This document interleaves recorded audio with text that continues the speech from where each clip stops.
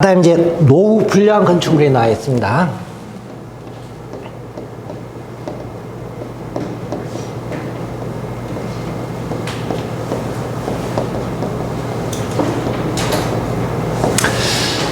그냥 노후 건축물 이렇게 해도 될 건데 꼭 표현을 또 이걸 집어넣었어요. 불량. 뭐가 또 불량한지 말을 용어가 좀 이상합니다. 노후 불량 건축물 이렇게 돼 있어요.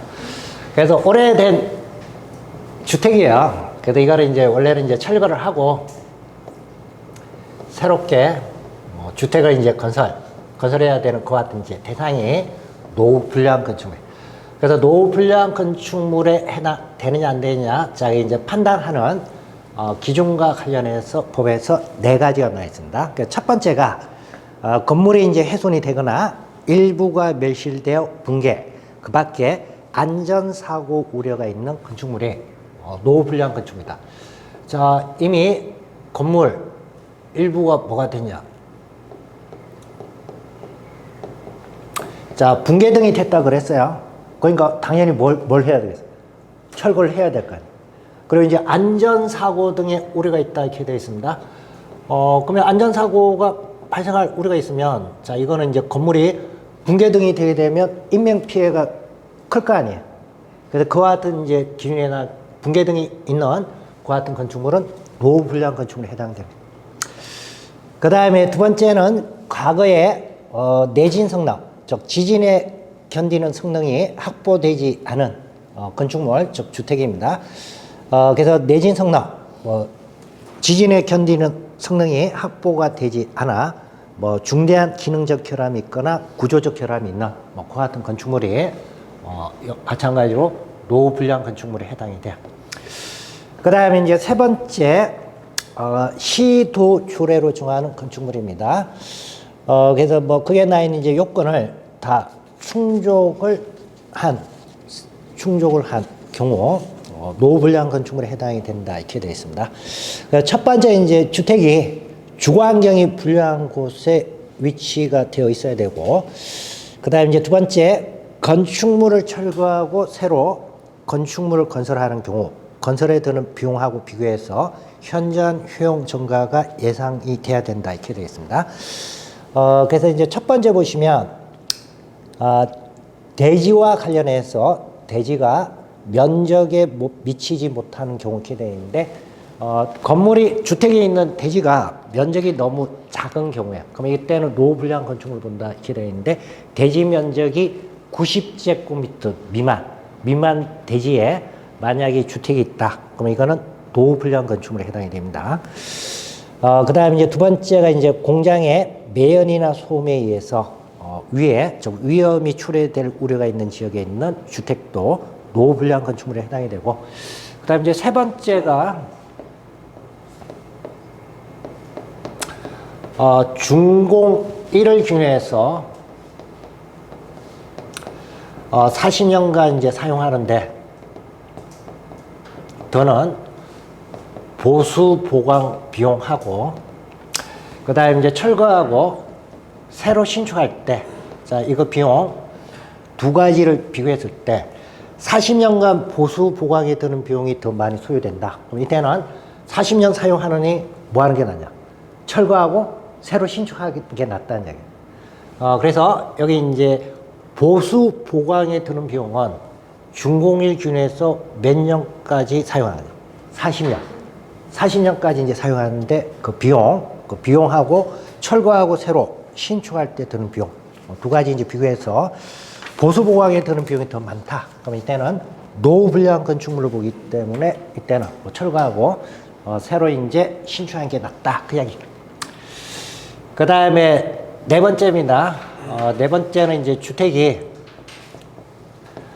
도시 미관을 저해하거나 또는 공동주택 등이 노후화가 된 경우에요. 그러니까 여기 이제 노후화됐던 건 시도조례에서 이제 정하는 일정 기간이 경과가 되면 노후화된 주택으로 보는 거예요. 그래서 시도조례에서 이제 정하는데, 법에서 시도조례에서 이제 정할 때 기준과 관련해서 나와 있습니다. 그래서 여러분 이제 4페이지 보시면 도시 미관을 이제 조회하거나 노후화된 건축물이다 이렇게 되어 있는데, 첫 번째 이제 준공된 후 20년 이상 30년 이하 범위에서 시도조례로 정하는 기간이 지난 건축물은 뭘로 보냐? 노후화된 건축물 본다니. 그래서 시도조례에서 정하는데 한이 준공일로부터 20년에서 최대 상한은 몇 년까지냐? 30년. 이 기간이 지난 주택은 뭘로 보냐? 노후화된 주택을 본다니. 그래서 20년에서 30년 이 범위에서 뭘로 정하냐? 시도조례로 정하게 되어 있습니다. 그러니까 뭐 지역마다 좀 틀려요. 부산 광역시 같은 경우에는 준공일로부터 20년 지나면 그냥 이걸 봐요. 노후화된 걸 보고, 그 다음에 서울 같은 경우에는 30년을 적용해요. 그래서 준공일로부터 30년 지나게 되면 노후화 주택으로 봐요. 그래서 과거에는 이게 서울시는 40년까지 했습니다. 근데 이제 재건축 사업 진행을 이제 빨리 하기 위해서 10년 단축해가지고 지금은 몇 년 지나면 되냐? 30년 지나면 돼. 그래서 여기 지금 대표적으로 혜택 40년에서 30년으로 줄면서 지금 여기 이제 특혜 지역이 목동 신시가지. 목동 1기 신도시가 여기 지금 30년 줄어들면서 재건축 대상으로 다 들어가요. 그래서 목동하고 저기 노원 지역에 뭐 상계동, 중계동 그쪽 아파트 같은 경우가 과거에는 이제 40년이었으면 기간이 몇 년 남았어요. 한 5년이나 더 지나야 되는데 법 개정되면서 이제 30년으로 단축되면서 뭐 목동 1기 신도시나 노원에 있는 뭐 그쪽이 대부분 여기 적용돼가지고 재건축 대상이 들어요. 재건축 대상이 들어갔는데 아까도 설명드렸지만 잘 안 돼요. 이미 지을 때 한 15층 이렇게 해서 지었어요. 그래서 용적률이 별도로 많이 안 나요. 자, 그래서 노후 불량 건축물 판단 기준 잘 받으시고 시험 문제 출제된 건 예하고 예. 왜 그러냐면 기간이 노기 때문에 기간. 그래서 보수 보강에 드는 비용 이렇게 되어 있으면 이거 몇 년까지냐? 40년까지고 그 다음에 일정 기간 지나면 노후화된 건축물 주택으로 본다 이렇게 되어 있는데 몇 년에서 몇 년이냐? 20년에서 30년 이렇게 되어 있어요. 자, 그래서 노후 불량 건축물 관련해서 봐두시고, 자, 그 다음에 이제 그 밑에 용어가 나 있습니다. 호수 밀도하고 주택 접도율하고 가소 필지인데, 자, 시험엔 출제가 안 돼요. 이거는 이제 저기 시행 규칙에 있는 내용인데 그냥 기본적으로 그냥 봐두세요. 그래서 호수 밀도 이렇게 되어 있는데, 자, 이제 대상 지역에 주택이 몇 개 있느냐 이건 이제 하는 거예요. 그래서 자, 지금 이제 정비사업 실시가 되는 정비구역이 면적이 이제 3만 제곱미터면 1헥타르다 이렇게 되어 있는데 1헥타르가 제곱미터로 하면 1만 제곱미터예요. 그러니까 여기 1만 제곱미터 대지 안에 주택의 동수 이게 차지하고 있는 비율을 이걸 뭐라고 부르냐? 호수 밀도 이렇게 불러요. 그래서 뭐 단위는 이제 1만 제곱미터, 즉 1헥타르당 건축되어 있는 건축물의 동수 이렇게 되어 있습니다. 건물은 이제 개수를 동으로 해요. 그래서 해당되는 이제 주택의 동수가 차지하는 그 비율이 호수 밀도가 돼요. 그 다음에 이제 주택 접도율이다 이렇게 되어 있습니다. 그래서 주택이 있으면 주택이 도로에 접해 있는 건물의 수가 주택 접도율. 건축법에서 이제 건축법에서 도로의 너비는 몇 미터 이상이 돼야 되냐? 원래 4미터 이상입니다. 그래서 4미터가 돼야 차가 2대 정도가 다닐 수 있는 거예요. 그래서 너비 4미터 이상인 도로에 주택이 있는 대지가 몇 미터 이상 접하냐? 4미터 이상 접하고 있는 주택의 이제 비율, 이걸 주택 접도율이라 이렇게 표현해요. 그 다음에 이제 정비사업에서 이제 가소필지 이렇게 되어 있습니다. 그래서 가소필지에는 필지 면적이 적은 거예요. 그거는 이제 사업 시행할 때 나중에 뭐 분양이나 이런 대상이 있어 제외하는 거예요. 그래서 면적이 90이에요. 90제곱미터 미만이 가소 피치 그게 해당해요. 그래서 그거는 이제 여러분들 그냥 참고해서 용어 정도 이제 봐두시고 시험은 절대 출제 안 됩니다.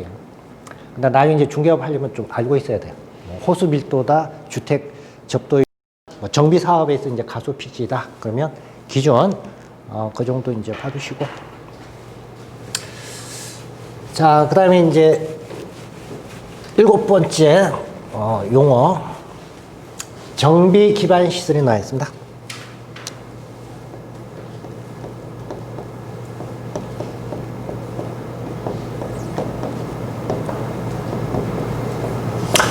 자, 국토개법에서 했던 기반 시설이에요. 그래서 원래 이제 인프라 시설입니다. 그래서 도로, 상하수도 뭐 그런 이제 시설인데 그와 같은 시설이 뭐가 필요하냐? 정비가 필요합니다. 그래서 그와 같은 시설을 뭐라 하냐? 정비 기반 시설이에요. 거기에 나와 있는 것처럼 도로, 그다음 상하수도, 공원, 공용 주차장, 공동구. 그 밖에 이제 열 공급이나 또는 가스 공급 설비 이런 시설을 뭐라고 부르냐? 정비 기반 시설. 그래서 과거에 이미 설치가 돼 있던 거예요. 설치가 돼 있는데 시간이 오래됐으니까 규모가 적으니까 규모를 늘리거나 아니면 새로 설치하거나 아니면 뭐 개량 등을 해야 필요성이 있는 그와 같은 이제 기반 시설을 뭐라고 부르냐? 정비 기반 시설. 자, 그다음 이제 8번째는 공동 이용 시설입니다.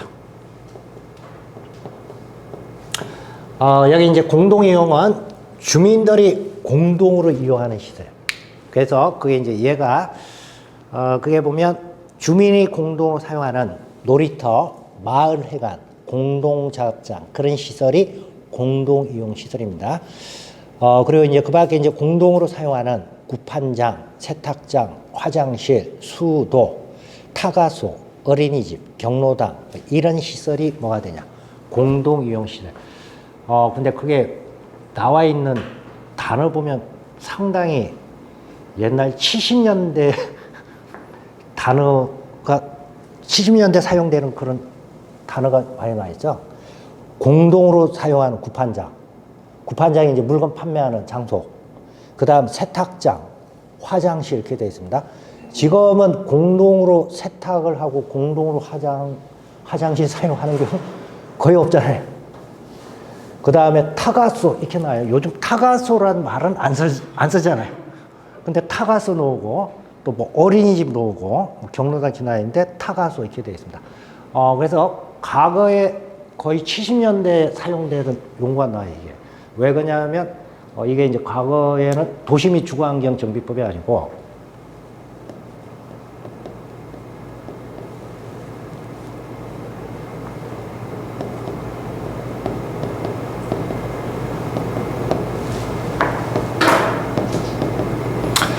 건축과 관련해서 건축 자력 갱신법이 있었어요. 80년대. 그래서 자력 갱신이니까 소유자들이 갱신시킬 때 적용되는 법이 있었어요. 그래서 과거에는 법 명칭도 이제 이런 게 들어요. 자력 갱신, 뭐 북한처럼 무슨 뭐 그러다 보니까 이제 이때 사용되던 법에 사용되는 용어가 그대로 들어가서 뭐 타가소 들어가고 뭐 공동으로 사용하는 뭐 구판장 들어가고 세탁장 그런 게 들어가요. 자, 그래서 그런 시설을 이제 뭐라 부르냐? 공동 이용 시설입니다.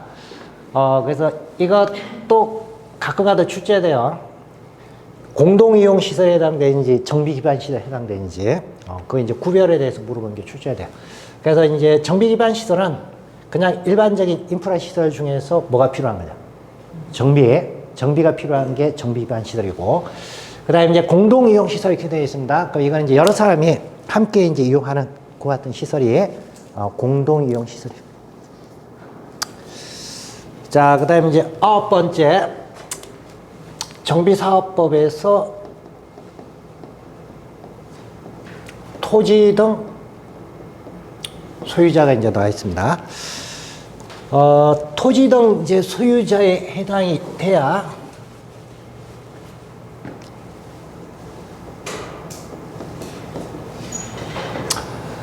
정비사업 관련해서 조합 설립하게 되면 뭐가 되냐?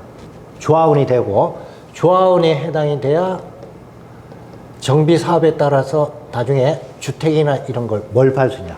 분양을 팔 수 있는 거예요. 분양을 받거나 아니면 뭐 청산 단계에서 이제 부상 등을 이제 팔 수 있는 사람이 법에서 이제 뭐라 부르냐? 토지 등 소유자. 그 여기 이제 등자가 붙어 있죠. 토지 등 이렇게 돼 있어요. 그 토지뿐만 아니고 또 다른 소유자도 있다는 얘기예요. 그래서 주거환경 개선 사업하고 그다음 이제 재개발 사업 실시와 관련해서는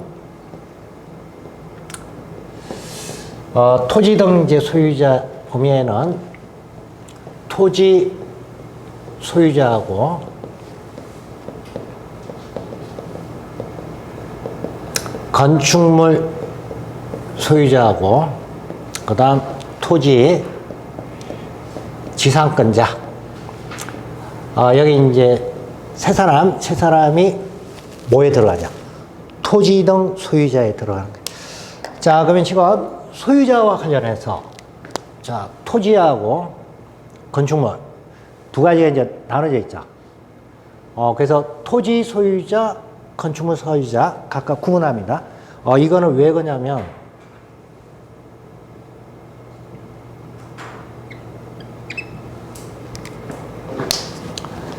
여러분 이제 민법에서 물권법에 가게 되면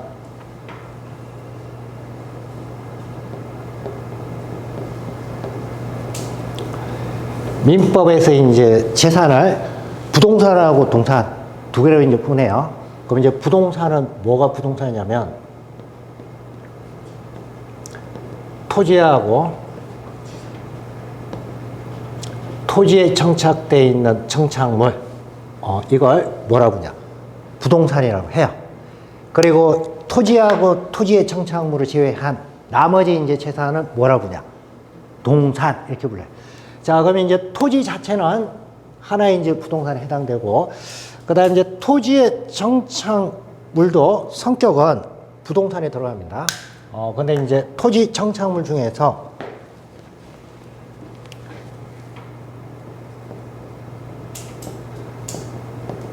독립한 부동산으로 보는 게 있어요. 여기서 이제 독립을 했다 이렇게 되어 있는데 뭐로부터 독립을 되냐? 토지로부터 독립한 부동산이에요. 그래서 우리나라에서는 건물, 토지 정착물 중에서 건물은 토지하고 별도의 뭘로 보냐? 독립한 부동산을 본. 그래서 일반적으로 토지 소유자하고 건축물 소유자가 일치합니다. 근데 꼭 일치해야 되는 건 아니다는 이야기예요. 토지 소유자하고 건축물 소유자가 다를 수도 있다는 얘기예요. 그래서 여기도 소유자와 관련해서 토지 소유자, 건축물 소유자 따로따로 놓은 거예요. 그래서 토지는 소유자는 아닌데 그 토지의 건축물을 지어서 건물에 대해서 소유권 가지고 있는 사람이 있을 수 있다는 이야기예요. 그래서 토지 소유자하고 건축물 소유자 따로따로 놓은 거예요. 그 다음에 이제 토지와 관련해서 지상권자 이렇게 되어 있습니다. 지상권이라는 건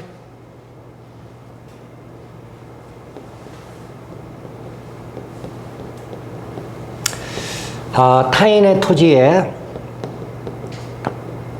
건축물이나 공작물이나 수목 등을 소유하기 위해서 타인의 이제 토지를 사용하고 수익할 수 있는 그와 같은 이제 물건을 뭐라고 하냐? 지상권이 기여. 그래서 다른 사람이 이제 토지 빌려서 그 토지 위에다가 뭘 짓느냐?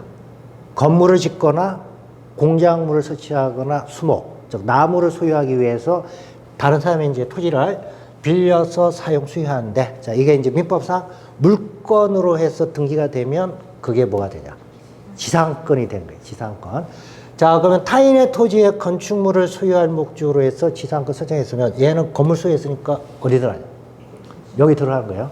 그러면 여기 토지 지상권자는 주로 어느 경우가 들어가냐면 얘가 들어가요. 공작물.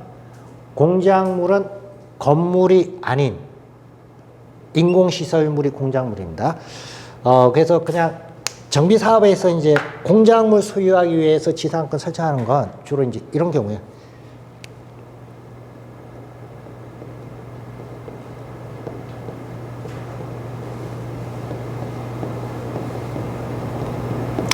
자, 야외 골프 연습장 이걸 설치를 한다. 자기 땅에다가 설치하면 그냥 별 문제 없어요. 근데 다른 사람 토지 빌려가지고 골프 연습장 설치가지고 간다. 그 골프 연습장은 그냥 폴대 세우고 건물 치는 거죠. 그거는 건물은 아니라는 얘기예요. 그래서 그와 같은 게 이제 공작물이고, 그걸 소유하기 위해서 지상권을 만약에 설정해서 등기를 했다. 그러면 이게 성립된 거예요. 지상권이. 그러면 정비사업 시행함에 따라서 얘 철거하잖아요. 철거에 따라서 보상을 받아야 될 거 아니에요. 그래서 얘도 뭐예요? 토지등 소유자 범위에 들어가는 거예요.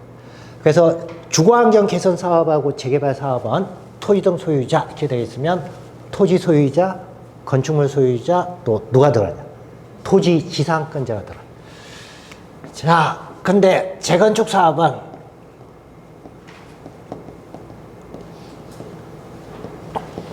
자, 재건축 사업은 얘는 대상이 이거예요.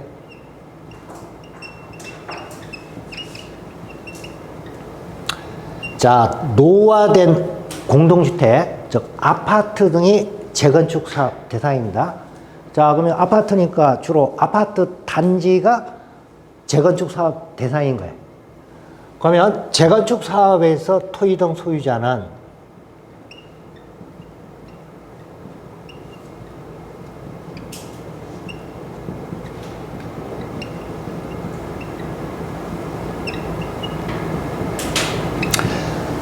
건축물하고 부속 토지 소유자가 토지등 소유자다 이렇게 되어 있습니다. 자, 그럼 지금 표현은 이렇게 되어 있는데, 자, 여기 이제 건축물은 뭘 의미하냐면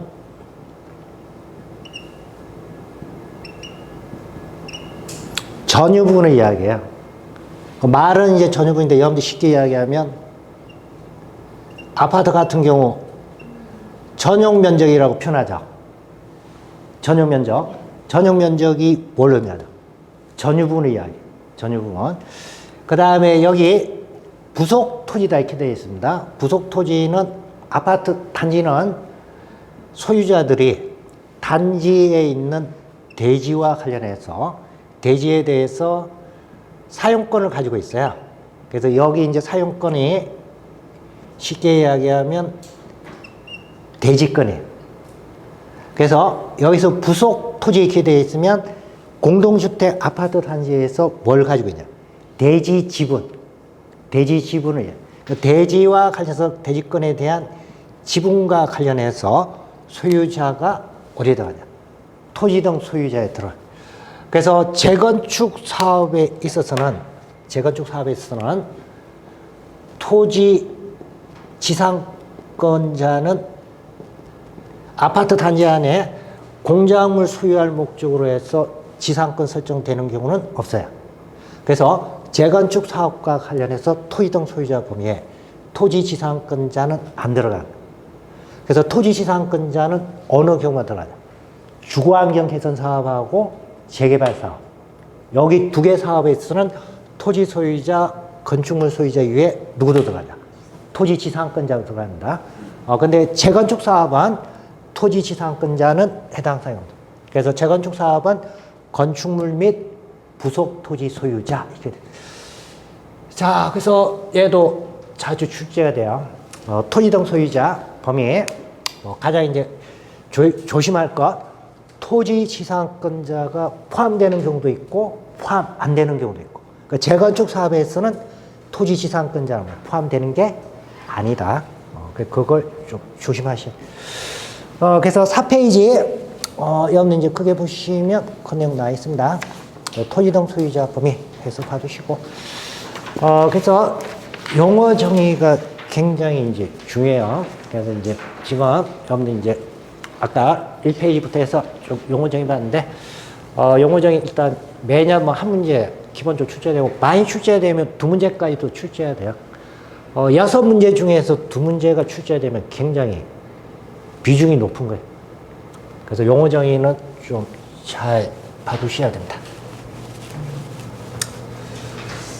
자, 그 다음에 이제 정비사업 시행과 관련해서 절차가 이제 나와 있습니다. 여러분들 이제 5페이지에 보시면 이제 정비사업 시행 절차인데, 지금은 그거 다 외우려고 하지 마시고 그냥, 어떻게 그냥 컬러 가는가, 그것만 좀 아시면 돼요. 그래서 우선 도시 및 주거환경 정비법에 따른 정비사업 시행과 관련해서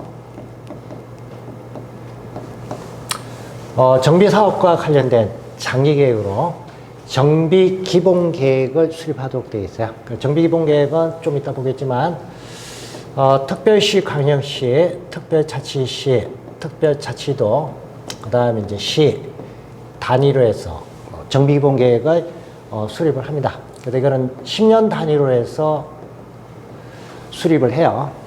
그리고 이제 10년이니까 너무 기니까 5년마다 타당성과 관련해서 재검토를 하도록 되어 있어요. 그 다음에 이제 정비기본계획이 이제 수립되면 정비사업과 관련해서 정비사업 실행하기 위해서 시장, 군수 등이 정비사업에 따른 계획을 수립합니다. 그게 이제 정비계획이고, 정비계획이 수립되면 정비사업 시행할 정비구역을 지정해서 고시를 하도록 되어 있어요. 그러니까 여러분 이제 그게 교재 보면 기본계획 수립하고, 그 다음 정비계획 수립하고, 정비계획에 따라서 뭘 지정하냐. 사업구역, 정비구역을 지정하도록 되어 있어요. 그리고 정비구역이 지정이 되면 사업 시행자가 이제 정해집니다. 그러니까 여러분들 이제 그게 보면 사업 시행자가 세 가지가 나 있죠. 그러니까 첫 번째, 시장 군수가 직접 하거나 아니면 주택공사를 진행한다. 아까 도시 저소득 주민이 집단으로 거주하는 지역, 그게는 토지 등 소유자가 사업 시행하는 게 아니라고 했죠. 그때는 주거환경 개선 사업은 누가 하냐? 시장 군수가 직접 시행하거나 주택공사하고, 그리고 그와 같은 주거환경 개선 사업을 제외한 나머지 사업은 원칙은 토지 등 소유자가 뭘 설립하냐? 조합을 설립해서 사업을 시행하는 거예요. 그 다음에 이제 토지 등 소유자가 조합 설립하고 할 수 있다 이렇게 되어 있는데, 자, 이거는 이제 재개발 사업에 한해서는 토지 등 소유자가 20명이 안 된다. 20명이 안 되면 굳이 조합을 설립할 필요가 없다는 이야기예요. 그래서 이거는 이제 주택 관련해서는 그렇지는 않아요. 이건 주로 이제 도시환경 개선 사업을 하기 위해서. 만약에 여기 지금 공단 지역인데,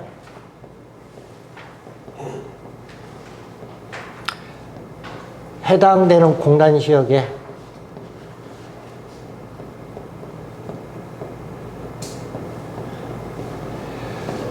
네 개 기업이 공단 지역을 다 소유하고 있어요.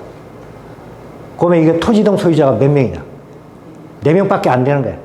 그럼 4명이서 또 뭐 재개발 사업 한다고 조합 설립해야 되냐? 꼭 그럴 필요는 없다니. 그래서 이제 법에서 최소 단위가 이제 토지 등 소유자 20인, 20인 기준에서 20인 미만이면 조합을 설립하지 않고 토지 등 소유자가 직접 할 수가 있습니다. 자, 그래서 사업 시행자와 관련해서 이제 크게 3개 나눠지고, 사업 시행자가 정해지면 정비사업 시행과 관련해서 시행계획, 즉 사업계획을 이제 작성을 해요. 작성하고 사업 시행계획은 시장 군수로부터 인가를 받도록 되어 있습니다. 그 다음에 이제 분양 신청이다 이렇게 되어 있는데, 분양 신청은 관리 처분 계획에 의해서 사업 시행할 때는 토지 등 소유자, 즉 조합원으로부터 분양을 받을 것인지, 자, 이걸 신청받도록 되어 있어요. 이게 이제 분양 신청입니다. 그리고 분양 신청이 끝나면 분양 신청된 내용을 가지고 분양과 관련해서 계획을 수립하는데, 이 계획을 정비사업부에서는 명칭이 이렇게 돼요. 관리처분 계획이다. 관리처분 계획은 좀 이따 다시 봅니다. 그리고 이제 분양 신청은 사업 시행 방식이 관리처분 계획에서 할 때만 분양 신청 받아요. 그러니까 얘는 사업 시행 인가 구시가 되면 인가 구시로부터 120일 이내에 분양 신청과 관련해서 공고를 하고 통지를 하도록 돼 있어요. 그리고 토지 소유자에게 이제 통지를 하게 되면 토지 소유자는 30일에서 60일 이 기간 내 각각 분양 신청을 하면 돼요. 그래서 분양 받고 싶으면 신청하고 분양 받기 싫으면 분양 신청하지 않아도 돼요. 그리고 이제 분양 신청이 이제 끝나면 그 다음에 뭘 수립하냐? 관리처분 계획입니다. 그 관리처분 계획 좀 이따 설명드립니다. 그래서 이거는 분양과 관련된 계획이야. 그래서 사업 시행자가 이제 분양과 관련된 계획 수립을 하고, 이것도 이제 시장 군수로부터 인가를 받도록 되어 있어요. 그리고 관리처분 계획 인가가 돼야 기존에 있던 주택과 같은 건축물을 뭘 할 수 있냐? 철거를 할 수가 있어요. 그리고 이제 철거가 이제 되면 공사 이제 착수하고 나중에 이제 공사가 이제 완료가 되면 준공 검사를 받도록 되어 있습니다. 법에서 이제 준공인가 이렇게 표현해. 그래 이제 준공인가가 이제 떨어지면 소유권 이전을 해줍니다. 그래서 이거 이제 법적으로 뭐 이전 고시 이렇게 되어 있는데 이전 고시가 떨어져야 소유권이 이제 이전이 돼요. 그리고 이제 나중에 이제 마지막으로 분양 등기한다 이렇게 되는데 이전 고시 소유권 이전이 끝나면 권리와 관련해서 이제 등기를 하도록 되어 있어요. 자, 그래서 전체 절차 그렇게 이제 진행이 된다. 그렇게 봐주시고 이것만 좀 순서만 아시면 돼요. 사업 시행 계획을 인가받고 그 다음에 뭘 받느냐? 분양 신청 받고 그 다음에 뭘 하냐? 관리 처분 계획을 수립해서 인가받는다. 여기 순서만 좀 아시면 돼요.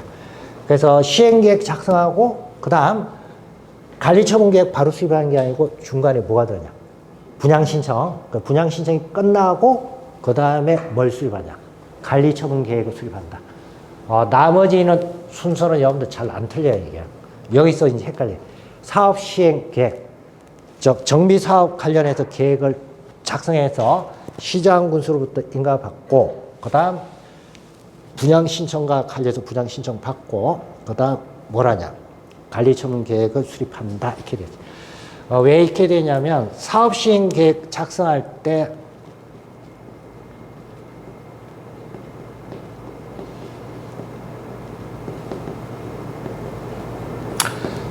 종전 토지나 건축물, 건축물의 이제 주택, 이걸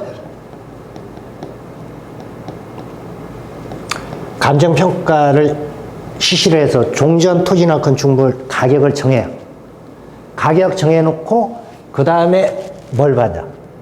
분양 신청 받고, 분양 신청이 끝나게 되면 분양 신청한 사람을 대상으로 해서 분양해 줄게. 뭘 수립하냐?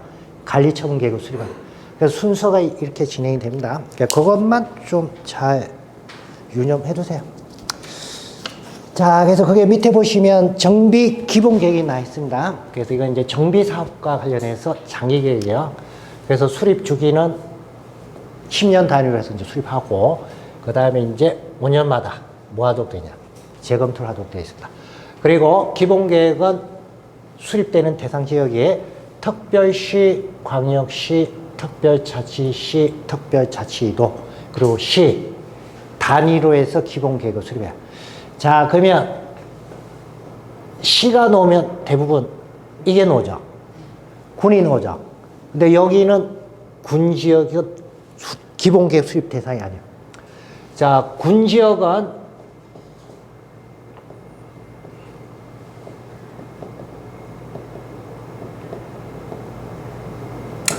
자, 토지하고 건축물 중에서 어느 게 숫자가 많겠어요? 군지역. 군지역은 주택, 건축물은 별로 없어요.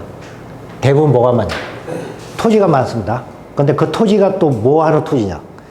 대부분 다 농사 짓는 땅.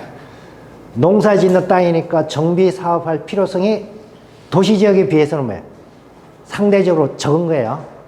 그래서 군지역은 꼭 장기계획으로 10년 단위로 해서 기본계획을 수립하는 건 아니고, 그렇지만 군지역이라 하더라도 정비사업 할 필요성은 있을 거 아니에요. 뭐 그때는 정비사업 시행할 때는 그냥 바로 정비계획 수립하고 정비구역 지정해서 바로 사업 시행하면 되는 거예요. 그러니까 따로 별도로 기본계획을 수립하는 것은 아니다.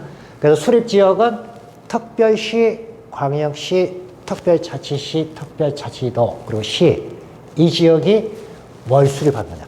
정비기본계획을 수립하고, 그 다음에 도 단위로 해서는 기본계획 수립 안 합니다. 왜 그러냐면 도 밑에는 시지역이 많아요.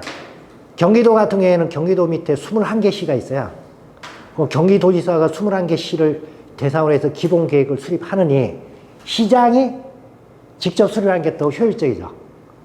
그래서 경기도, 충청남도, 충청북도 도 단위로 해서 기본계획 수립하는 것은 아니다.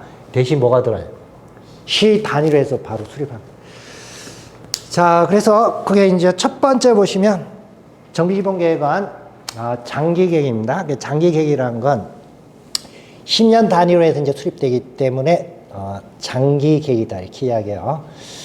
그래서 이제 10년 단위로 이제 수립하니까 중간에 한번 끊어서 타당성 여부에 대해서 뭐 하냐? 재검토를 한다. 그래서 5년마다 타당성 여부에 대해서 재검토를 해요. 그 다음에 이제 기본계획은 장기계획이기 때문에 세세하게 계획을 수립하는 게 아니고 개략적으로 이제 계획을 수립을 하는 거예요.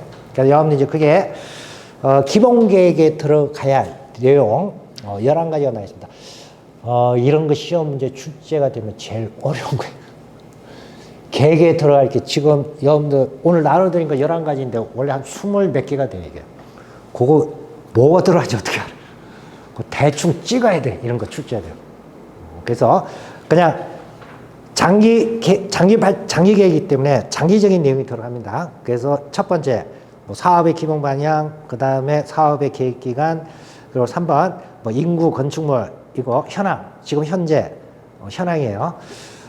쭉 나와 있고, 그게 이제 9번하고 10번 보시면 9번, 정비구역으로 지정할 예정인 구역, 즉 정비 예정 구역의 개략적인 범위다 이렇게 되어 있습니다. 그래서 정비 사업 시행할 개략적인 이제 지역 범위, 이게 기본계획에 들어가야 되고, 그 다음에 이제 10번째, 단계별 정비 사업 추진계획, 이런 내용이 기본계획에 포함이 된다 이렇게 되어 있어요. 자, 만약 이제 용인시면 용인시가 구가 2개입니까? 3개? 수지구하고 처인구하고. 네? 기영구. 기영구요? 그 기영구가 여기 있나요, 그러면?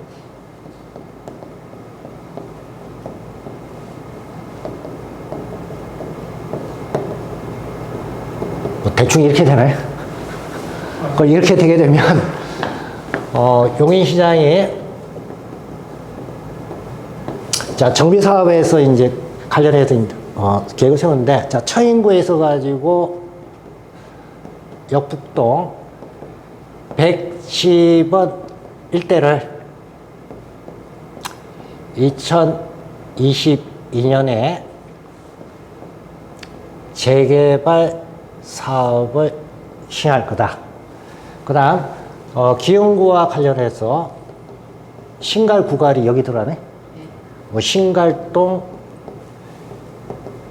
1,000집원 일대, 여기는 재건축 사업을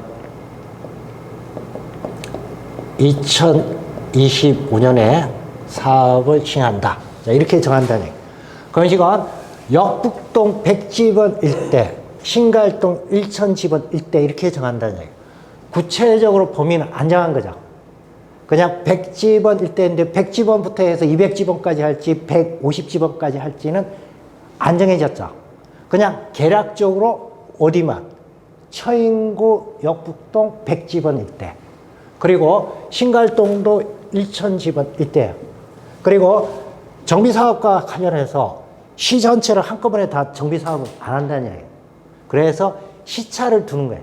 그래서 역북동 지역은 언제부터 들어가냐? 2022년, 그리고 여기 신갈동과 관련해서는 2025년. 즉 단계별 사업 시행 시기를 예정해서 정하는 거예요. 그래서 이런 내용이 들어가게 되면 이게 뭐가 되냐? 정비 기본 계획이 돼요. 자, 그럼 이제 기본 계획에서 이렇게 들어갔으면 다시 정비 계획을 수립합니다. 정비 계획은 뭐냐면 지금 2022년부터 역북동 백지번 일대를 재개발한다 그랬죠. 그러면 이걸 구체화시키는 거예요. 역북동 100지번부터 해서 200지번까지 3만 제곱미터와 관련해서 재개발 사업구역으로 정하자. 이렇게 해서 계획을 수립해요. 이렇게 수립되는 계획이 뭐냐? 정비 계획이 돼요. 그러면 지금 지번하고 면적이 정해졌죠. 지번하고 면적이 계획에서 정해졌으니까 뭐가 지정이 되는 거예요? 정비구역이 지정이 돼요. 정비구역. 그래서 기본 계획은 상세한 계획이 아니고 개략적인 내용이 들어가면 이게 뭐가 되냐? 기본 계획이 되는 거고, 정비 계획은 구체적인 계획이 들어가는 게 정비 계획이에요. 자, 그래서 성격을 좀 구분하셔야 됩니다. 자, 그래서 그렇게 이제 봐두시고, 그 6페이지 가시면, 기본 계획에 이제 수립 절차가 나 있어요. 그래서 기본 계획은 시장 등이 기본 계획안을 만들면 기본 계획안을 주민, 즉 토지 등 소유자가 알 수 있도록 주민 공람을 시키고, 그 다음에 지방의회 의견을 듣고 뭐 관련 행정기관하고 협의를 하고 도시계획위원회 심의를 거쳐 기본계획이 확정이 되면 고시를 하고 그 기본계획 내용은 국토교통부 장관에게 보고를 하도록 되어 있습니다. 근데 이제 기본계획은 얘는 주로 이제 사업과 관련해서 개략적인 이제 내용이 들어가는 게 이게 기본계획이에요. 그러다 보니까 자, 주민들한테 이제 계획을 보여주긴 보여줍니다. 근데 기간이 짧아요. 14일 이상 공람시킨다 이렇게 되죠. 그러면 마음만 먹으면 그냥 2주 정해서 2주만 보여줘도 된다는 얘기예요. 2주만. 14일 이상 이제 공람시키고, 그 다음에 이제 지방의회 의견 듣고, 그리고 관계 행정기관하고 협의 거치고 도시계획위원회 심의 거쳐서 최종적으로 계획이 수립 등이 되면 해당되는 시 공부에 고시를 하고 국토교통부 장관한테 보고를 하도록 되어 있어요. 그런데 그 밑에 보시면 이제 정비계획 나와 있습니다. 정비계획 보면 정비구역 지정을 위해서 정비구역 지정을 위한 정비 사업의 명칭. 여기 이제 역북동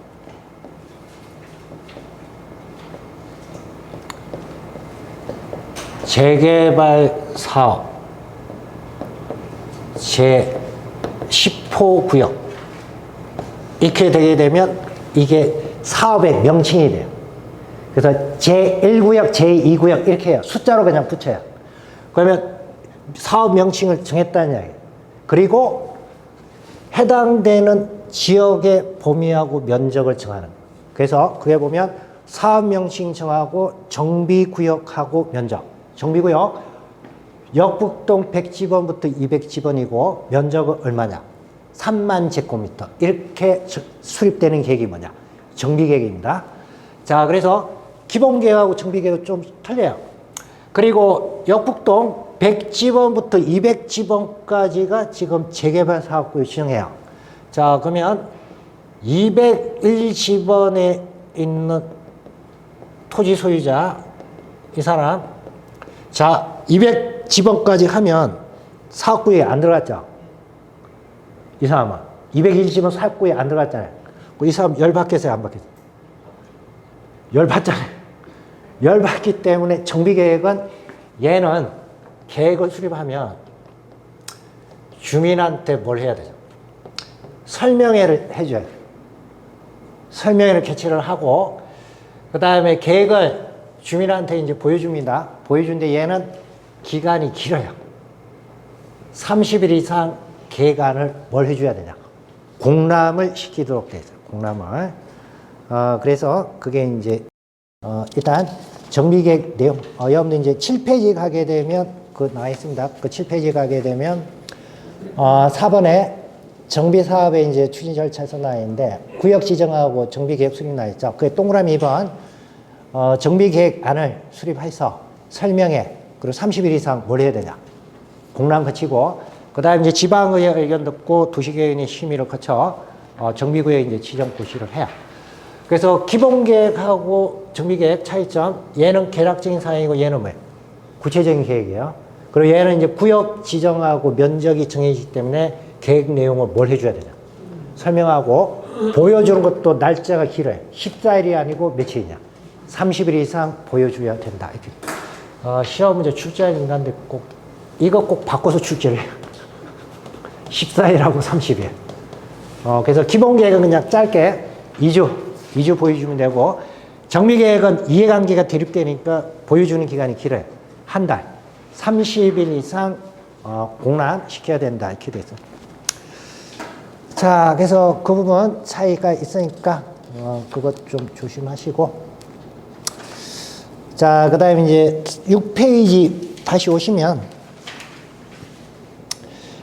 그게 이제 가로 2번 정비계획 수립 대상 구역, 즉 정비구역으로 이제 지정하기 위한 요건 나와 있습니다. 그러니까 여러분 이제 뭐 다른 것 그냥 참고하시고, 가로 3번은 이제 주거환경 개선 사업이에요. 주거환경 개선 사업이니까 아까 도시 저소득 주민이 집단으로 거주하는 지역이죠. 그래서 이와 관련해서 주거환경 개선 사업구역으로 지정하기 위해서 첫 번째 요건이 대상 지역에 철거민이 몇 세대 이상 정착한 지역이냐? 50세대 이상이에요. 그래서 도시 저소득 주민이 집단으로 거주한다 이렇게 되는데 주로 철거 대상 사람들이 거주하는 지역입니다. 그래서 철거민 기준하게 되면 세대 수가 몇 세대 이상이 되냐? 50세대 이상이 돼야 된다. 그 나머지는 이제 참고해서 받으시고, 그 다음 이제 7페이지 가시면 가로 4번 재개발 사업이에요. 재개발 사업은 정비구역으로 지정하고자 하는 지역 안에 노후 불량 건축물, 아까 붕괴 등의 안전사고 우려가 있거나 뭐 준공된 후 뭐 20년 이상, 30년 이상 경과되면 노후 불량 건축물이라고 했죠. 그러면 그와 같은 이제 노후 불량 건축물 수가 전체 건축물 수 중에서 얼마가 돼야 되냐? 3분의 2 이상 지역이 돼야 재개발 사업구역으로 지정할 수 있는 거예요. 그 다음에 재건축 사업과 관련해서 정비구역으로 지정할 수 있는 요건입니다. 첫 번째 건 좀 기억하셔야 돼요. 그래서 노후 불량 건축물, 즉 공동주택의 노후 불량 건축물이 세대 수가 몇 세대 이상이 되냐? 200세대 이상이거나 또는 주택 단지 면적이 얼마 이상이 되냐?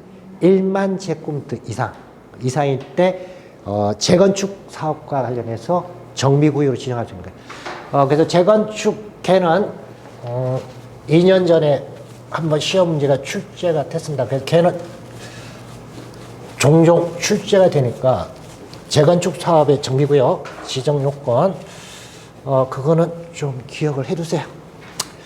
자, 그래서 끝까지 보시고 잠시 쉬고 그 다음 보겠습니다.